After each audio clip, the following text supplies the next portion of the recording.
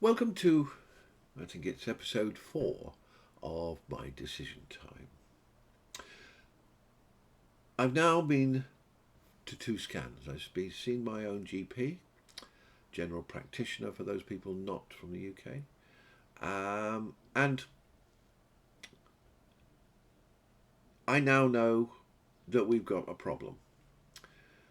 And I got a phone call from the nurse in charge of my case, and Diane, wonderful girl. She phoned me up, and we had a good chat, and she confirmed, yeah, we have the biopsy results came through, and it was a cancer. So for the first time, I now know it's cancer. I've been fearing this since they discovered that there was a growth. So as you can imagine, stress was getting higher. But I decided something. I decided on that phone call, well, in fact, I decided it a long time before, is that I am not a victim. I am a winner. So I am going to be a victor. And so consequently, I see positivity and not negativity. So it's a matter of what's next? What do we do next, Diane? And that's when she sort of said, well, we'd like you to go for a PET scan, PET. I was thinking, well, do I have to wag me tail or something like that? But this one is using, I don't know what you call it, nuclear isotopes or something like that. And so I'm going to be glowing in the dark for about 24 hours. So I mustn't be with pregnant people or sick people or whatever. So there was fairly strict rules on it, and so I had to make certain that I was okay. And the thing was, I didn't know what a PET scan was. I didn't know whether or not it would trigger my claustrophobia. So I went. I asked for permission to go in and have a look see, and see what it was like. And I went to go and have a look see, and it was not something. It was similar in size and structure as the CT scan, so I wasn't envisaging any real problem. They're not putting that something down your throat or anything like that. They're just scanning you. It was an injection, so there's another cannula going in, and then an injection of these isotopes or whatever that light it up. Because essentially, what a PET scan is having a look at your blood circulation structure, so that they can see if that growth, the sort of size it is, and if there's anything else that's coming from it. So it just gives them a different picture of the same thing. So that we've seen it with the camera, we've seen it with a CT scan, which again, as I say, I'm not really certain what that actually shows, but they then go in this one, which will highlight all the vessels, the arteries and veins and so forth, so that they get a very good picture of what's going on inside this body. So I got there. I mean, well, when I went to view it, I mean, there were really nice people. They showed me around, so they said, "Yeah, this is not uncommon. You're not unusual." A lot of people suffer from claustrophobia, which not a lot of people know that. I do now, right? So I went there and saw it was okay. Said, "Yeah, no, I won't need any sedation for this one. I can close my eyes. I can breathe deeply, and I'll be fine." There was obviously no. It was big enough that it was not going to touch either shoulder and things like that. It was basically safe from my point of view. Um, and so we booked a time. Um, Again, quickly, because this is the thing about it, is that a lot of the time, I mean, that nowadays, particularly since COVID, the National Health Service waiting list getting massive, with 7 million people on waiting lists. 7 million people waiting to be treated. In other words, every one of them should be in a hospital being treated. But those 7 million can't all get in.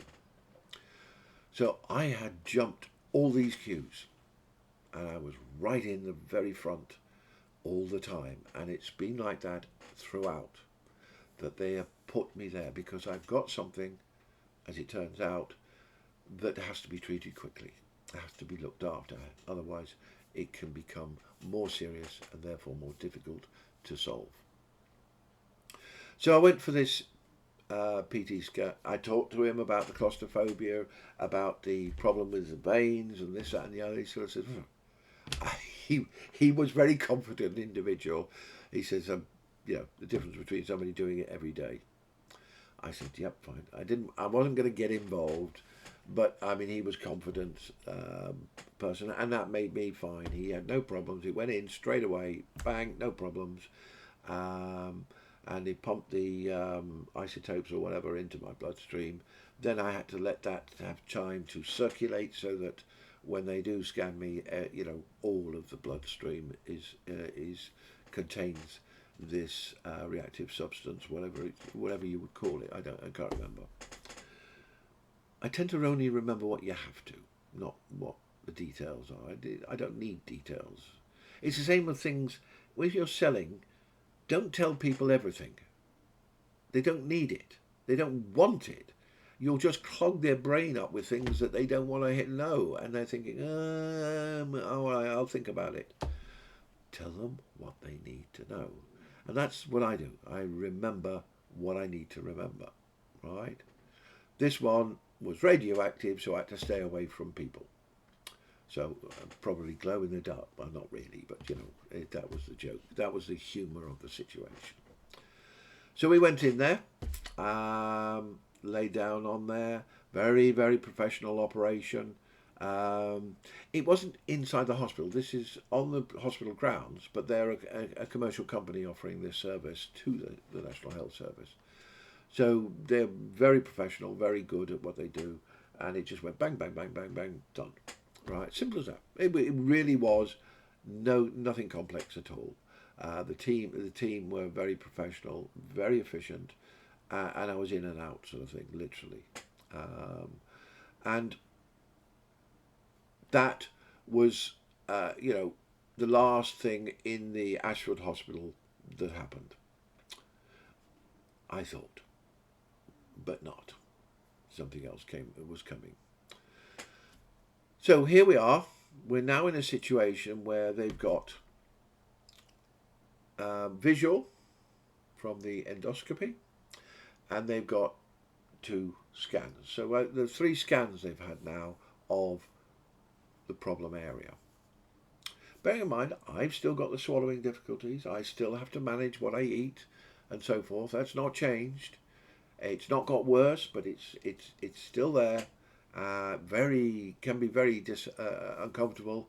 Can cause reflux. For me, very little reflux. What happens is generally that it feels as though it's stuck, just not up here, but down a little further down, and so I'm trying to burp to release. It's as though there's a pressure bubble and it can't get out, and so bit by bit, and once I burp, oh God, that's heaven, because it's just gone, right? And that's, I'm now an obnoxious person who burps with a smile, because that's relieving me of that pressure. And my family have really been very understanding and wonderful about it, because particularly my brother, he doesn't like that sort of thing. So, and yet now he's not a problem. He has no problem with it at all, which is wonderful, because he knows that when I burp, it's good news. If I don't burp, I'm in distress. Right? I mean, I've been down there in the toilet. I've had to go walking outside in the garden to try and move my digestive system so that it shakes it and moves it so that the bubbles can go and go pop and burp on there. But sometimes it comes out as not a burp, but as a reflux of bubbly up water. And it's not you know, it's not nice, but it's good from my point of view in the sense that it relieves that pressure and that blockage. Um, but it's an unpleasant situation. But it's only it's discomfort. It's uncomfortable for me. It's nothing. It's not a serious thing at this stage. What's causing it is what's serious, but not the actual swallowing problem. It's something I can manage, unless of course it gets worse, and that's what we want to avoid. Is it getting worse? Because otherwise I could be just on liquids, and I would really feel like a victim, not a victor. And that's where I've got to work on, to focus on. So, we've now got 3 steps along the road, but we've not stopped yet. We've in fact got 3 more steps to go. We'll talk about them in the next episodes. Thank you very much. See you soon. Remember, never, never give up.